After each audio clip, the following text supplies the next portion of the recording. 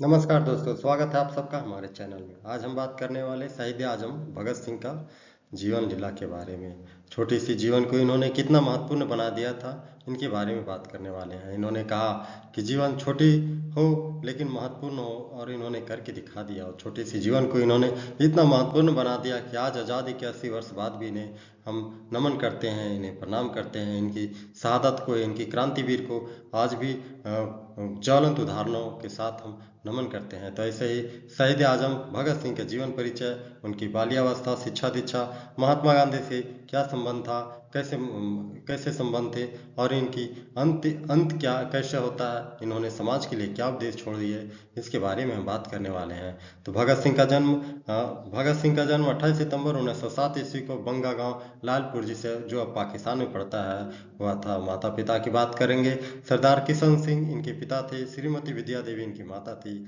प्रारंभिक जीवन की बात करेंगे तो ये प्रारंभ से इनके परिवार में अजीत सिंह और स्वर्ण सिंह, जो इनके चाचा थे, और पहले से ही ब्रिटिश हुकूमत के खिलाफ आंदोलन करते रहे हैं। तो चाचाओं के प्रभाव इन भतीजे के ऊपर भी पड़ा, और ये भी बचपन से, बाल्यावस्था से ही ब्रिटिश हुकूमत के खिलाफ आक्रोश भरे हुए थे। और ये बाल्यावस्था से ही अपने मन मस्तिष्क में लेकर के क्रांतिवीर सोच के साथ डेवलप हो रहे थे। बाल्यावस्था को बढ़ रहे थे, आगे बढ़ रहे थे।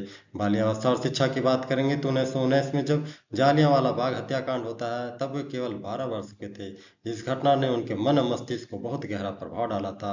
कहते हैं कि उन्होंने उस स्थान की मिट्टी को जा करके प्रणाम करता है, नमन करता है, और मिट्टी के कुछ अंश अपने घर घर में लाकर रखता है, देशभक्ति के प्रतीक के रूप में घर में रखता है। उन्हें और कसम खाता है कि जिस प्रकार तुम लोगों ने भारतीयों का खून बहाया है, वैसे ही हम भी तुम लोगों का खून बहाएंगे। और ये क्रांति वीर सोच की प्रवृत्ति यहाँ से शुरू हो जाती है। उन्होंने अपनी पढ़ाई लिखाई नेशनल कॉलेज से शुरू करता है। पढ़ाई लिखाई नेशनल कॉलेज मतलब वही नेशनल कॉलेज जिसकी स्थापना लाला राजपत राय ने किया था। स्वतंत्रता संग्राम में योगदानों की बात करेंगे तो उन्होंने Hindustan socialist Republic association HSRA मतलब हिंदुस्तान सोशलिस्ट रिपब्लिक एसोसिएशन में शामिल होकर ब्रिटिश शासन को खाट फेंकने के लिए योजना बनाता है।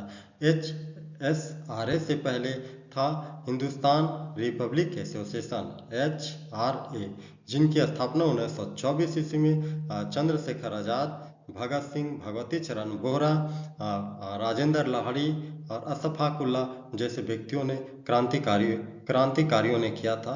लेकिन 1925 में जब गोधरा कांड होता है, गोधरा कांड 1925 में होता है, तो चंद्रशेखर आजाद को छोड़ करके करीब करीब सभी क्रांतिकारी पकड़े जाते हैं।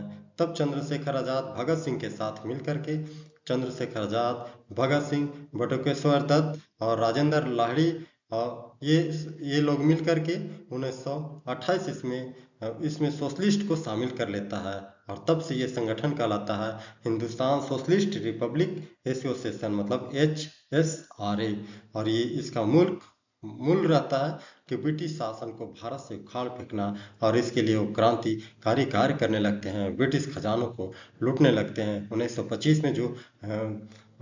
1925 में जो गोधरा का काकोरी कांड होता है, तो काकोरी कांड का उद्देश्य ये होता है कि सरकारी खजाने को लूटना।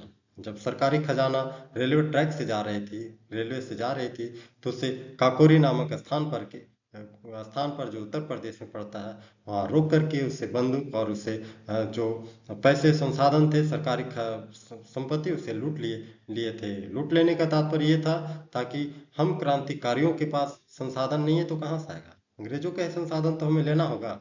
और ये काकोरी कांड में किया जाता है।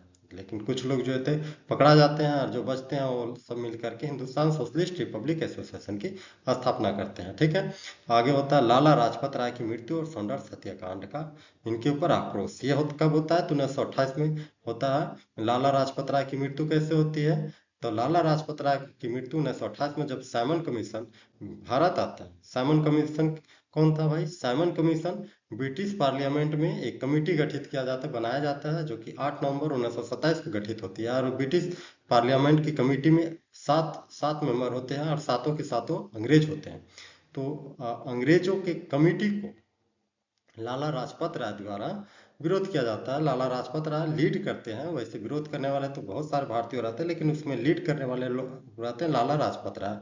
तो लाला लाजपत राय के ऊपर जॉर्ज सॉडर्स नामक पुलिस अधिकारी था, इतनी ज्यादा लाठियां मारता है कि कुछ दिन के अंदर ही लाला लाजपत राय की मृत्यु हो जाती है। तो लाला लाजपत राय की मृत्यु का बदला लेने के लिए ये जो भगत सिंह थे, इन्होंने उनका पीछा रैकी करते हैं और लाला लाजपत राय की मृत्यु का बदला जॉन सॉडर्स को गोली मार करके हत्या करके उसकी बदला लेते हैं। तो साइमन कमीशन आता है कब? 1928 में। इसकी स्थापना सिफारिश होती है 1927 की 8 नवंबर 1927 को। कहाँ? ब्रिटिश पार्लियामेंट में। आने का कारण क्या था? तो 1919 में जो भारत शासन अधिनियम बना था, तो उसकी सिफारिशों को पता करने के लिए कि आखिर 1919 में जो हमने भारत शासन अधिनियम बनाया है, तो उसमें क्या क्या कमियां था और उसमें क्या क्या संशोधन किया जा सकता है।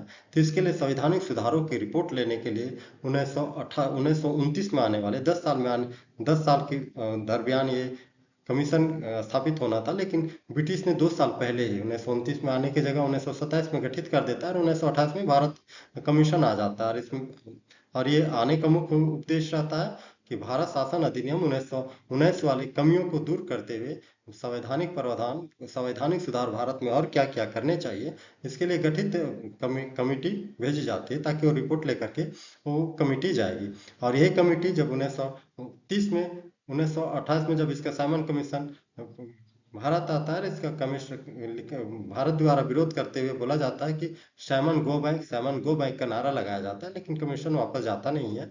कमीशन के जैसे तैसे करके रिपोर्ट भारत सरकार से भारत शासन अधिनियम 1919 का रिपोर्ट ले करके ब्रिटिश पार्लियामेंट को सौंप देता है। और ये इसी सौंपे गए रिपोर्ट के अनुसार भारत शासन अधिनियम 1935 ब्रिटिश पार्लियामेंट द्वारा बनाया जाता है।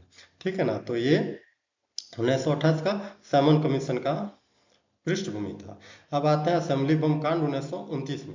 तो 8 अप्रैल 1929 को भगत सिंह और बटुकेश्वर दत्त ने दिल्ली की सेंट्रल असेंबली, अब संसद भवन जिसे कहा जाता है, आजाद भारत का संसद भवन जिसे कहा जाता है, उस पर बम फेंकता है।